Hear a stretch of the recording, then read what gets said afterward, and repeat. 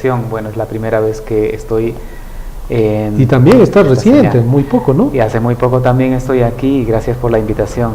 Sí, entonces, bueno, a propósito de las imágenes que hemos visto, son fragmentos de la exposición que hizo este fin de semana el padre José María Olaizola. Como bien decías, él es español, autor de varios libros de espiritualidad. Entonces él utilizó en esta exposición como metáfora, bailando con la soledad, precisamente como en la modernidad, a pesar de los avances tecnológicos que vamos teniendo, el ser humano cada vez más se siente solo, y los vínculos, lejos de acercarnos, nos han creado distancias. Y entonces yo creo que esta es una buena metáfora para acercarnos a comprender al ser humano actual. Claro, y una cosa fundamental es que no conversamos, ¿no? Y si conversamos lo hacemos así como si fuera telegrama ya, ¿no? Porque como tenemos el recurso del teléfono, los detalles te lo digo después, no te llamo. Pero antes teníamos que hablar a profundidad todo y tener las cosas en detalle, porque después ya no podíamos vernos ni comunicarnos. Así es, hay muchos aspectos que él tocaba, ¿no? Alguno de ellos era precisamente un aspecto. Por ejemplo, actualmente todos aspiramos tener y tenemos celulares, iPods, en fin. Este medio realmente tan importante, sin embargo, también ha creado una brecha en la relación del ser humano. Es que lo que nos interesa son muchas cosas, y esas muchas cosas son superficialidades. Entonces, él decía a lo largo de su exposición, un aspecto era que se ha perdido la profundidad. Nos interesa la superficialidad para comentarios igualmente superfluos, pero la profundidad del ser humano, su propia interioridad, como que ha quedado catapultado, ¿no?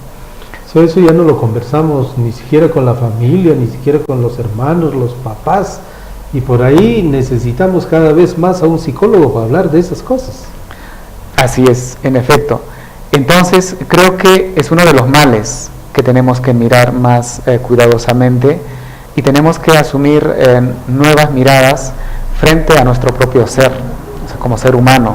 Somos seres humanos en relación con los demás, y no podemos romper, creo yo, ese vínculo más interior, más de adentro.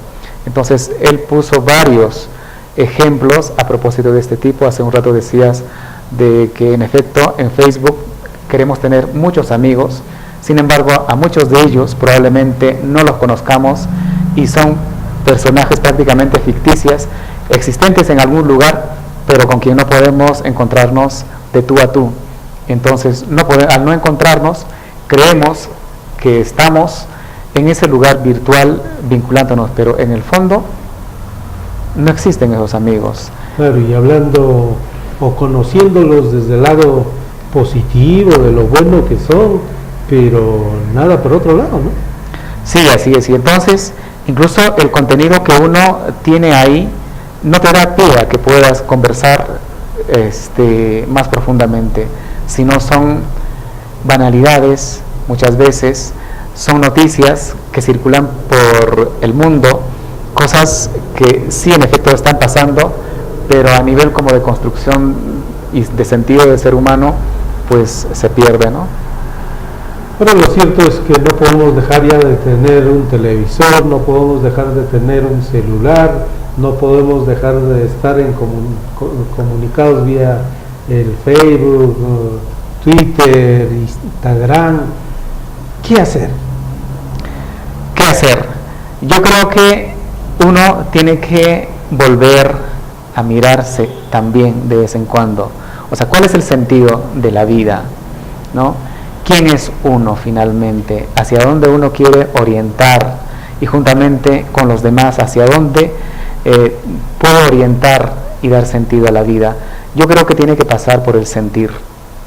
Yo creo que pasa por la espiritualidad, llamamos nosotros. O sea, yo creo que pasa por mirarnos y acercarnos, de encontrarnos y tejer redes de encuentros. Solamente yo creo que en esos espacios podemos encontrarnos más personalmente y más profundamente. Por eso de tejer redes resulta importante, ¿no? Siempre tenemos amigos, siempre estamos, aunque sea para jugar fútbol, pero tenemos que hacer no solamente el fútbol, sino algo más. Así es. En un ejemplo, el padre Olaizola decía, ¿no? Cuando una pareja se había enamorado, ya un tiempo después pasan, realmente el amor sigue fluyendo y una de ellas se accidenta y resulta que hay heridas, hay cicatrices, ¿no? Y esta pareja accidentada se siente menos, ¿no? Menos reconocida porque se ve en el espejo y dice, bueno, pues ya no soy la de antes, tengo una serie de heridas, ¿no? Y la otra pareja la sigue amando. Y la pregunta era, ¿por qué la sigue amando?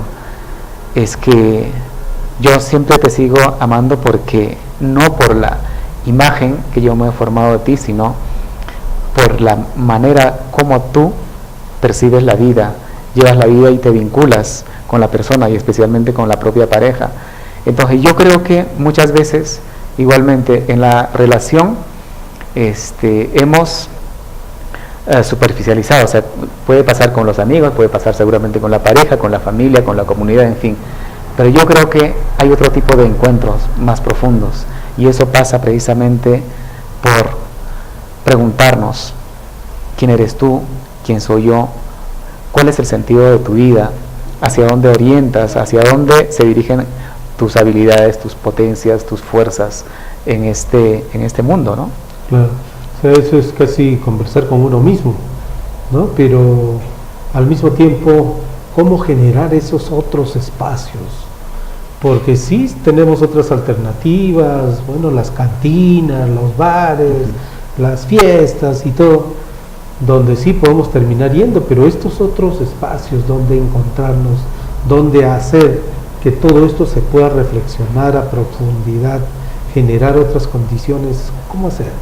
Sí, primeramente tenemos que reconocer, creo, que esos espacios, tipo cantinas, tipo, yo qué sé, estos espacios de donde van los jóvenes a la discoteca, yo creo que son espacios que precisamente te revelan la propia soledad y la necesidad de crear espacios donde uno sienta compañía.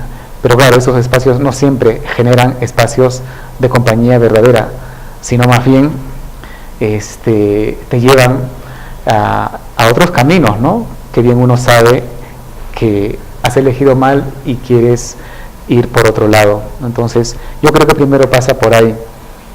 Y luego tenemos que reconocer también que sí tenemos necesidad de revincularnos, o sea, tenemos que tener, creo, algún tipo de mínima sospecha de que esos otros espacios que actualmente tienen mucha fuerza, ¿no? No nos hace sentir bien, sentimos que no vamos bien, sentimos que nos distraen más y a la larga nos damos cuenta que hemos sido engañados. Entonces, podemos estar felices en el momento, sí, pero eso pasa así rápido es. Y rapidísimo, y nuevamente regresamos a la realidad y nuestra realidad es otra. Quiere decir que hay que tener una reflexión permanente sobre cómo estamos viviendo y cómo tenemos que reflexionar profundamente sobre nosotros mismos. Pero claro, cuando uno crea ese espacio para uno mismo, en este trajinar rápido, vertiginoso que nos ofrece la vida, ¿no? Porque está planteado desde el éxito y desde el sujeto económico, entonces todos queremos correr y correr y correr. Cuando uno realmente hace un alto en la vida, yo creo que como primer elemento tiene que pasar por ahí, o sea, darnos tiempo. O sea, en el ámbito religioso nosotros lo llamamos oración, reflexión, meditación, pero yo creo que no solamente es para el ámbito religioso, yo creo que el ser humano tiene que aspirar a eso. O sea, ¿cómo estoy orientando mi vida? ¿De verdad estoy siendo feliz con estas decisiones que he hecho para este día, para esta semana, para este año, en fin? O sea, pero ¿cómo soy yo coherente en todo eso? Y no que uno se haya ido haya ido rodando, al final sientes que sí, has trabajado bastante, pero hay un vacío. No se trata de vivir por vivir. Sí, yo creo que no, es más, yo creo que de eso nos diferenciamos de los animales, ¿no? O sea, somos seres reflexivos, racionales, ¿no? Incluso para decidir bien en la vida, creo que necesitamos una pausa. O sea, necesitamos un espacio en el que tenemos que encontrarnos nosotros y nuestro mundo interior. Ahora, en el Mateo Ricci, tú te encuentras con casos distintos, desde consultas de personas que en realidad seguramente te cuentan sus dificultades y los ayudas. Y esto es una práctica de todos los días. Así es. De hecho, allá y en Centro Loyola, donde trabajo también, y luego en la iglesia, a través de las confesiones, uno nota eso. O sea, hay espacios donde la gente ciertamente está sobrecargada, está lleno de problemas y pierde el rumbo casi que enseguida. Y no tiene con quién hablar. Y así es, perfectamente. Y a veces ni la propia pareja, uno diría, bueno, yo estoy enamorada de mi pareja, en fin, todas las cosas que uno sabe, pero en el fondo sientes que no comparten incluso eso. Entonces, uno se da cuenta de la necesidad de que alguien sea escuchado, ¿no? Básico incluso como esa. Algunas veces la misma persona, al hablar de cosas muy profundas, se da cuenta de que en efecto esto está en mis manos para poder solucionar y orientar. Pero cuando no son escuchados, sientes que son personas que están viviendo por vivir. Y creo que tenemos que darnos cuenta también ese aspecto de escuchar a la otra persona, de preguntarle cómo estás, ¿no? ¿Cómo te sientes? De pensar, estamos pensando todo el tiempo, pero cuando a uno le preguntan o uno le pregunta a familiares más cercanos, a la pareja, a los hijos, a los hermanos, ¿cómo te sientes? ¿Cómo estás? De verdad, no solamente por decir, sino desde la profundidad de su ser. Así es. ¿No? Entonces ya la historia es otra cosa. Quienes quieren conversar contigo, ¿no? Te pueden encontrar en el consultorio. Así es, en Mateo Ricci, estamos en Girón Bellido 467, ahí interior, los lunes de 4 a 6 y los viernes también, pero igual estamos en la Iglesia de la Compañía de Jesús todos los días de 11 a 12, luego tenemos ya la celebración propiamente, sino en Mateo Ricci en Centro Loyola, sí, así es. Pues yo creo que sí es un ámbito que nos debe interesar. Necesitamos hablar y debemos hablar de aquello que está dentro de nosotros. Para sentirnos también libres, aunque muchas veces no creemos en esas cosas, ¿no? Así es.